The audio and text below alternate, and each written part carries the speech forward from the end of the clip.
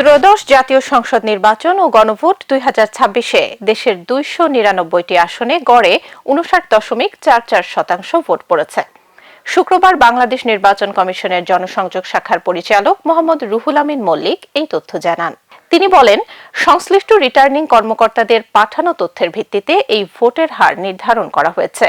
প্রাপ্ত তথ্য অনুযায়ী 299টি আসনে গড়ে 59.44% ভোট গ্রহণ হয়েছে।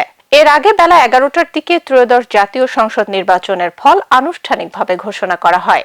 ইসি সচিব আক্তার আহমেদ সমাপনী বক্তব্যে জানান, 297টি আসনের আনুষ্ঠানিক ফলাফল ঘোষণা করা হয়েছে।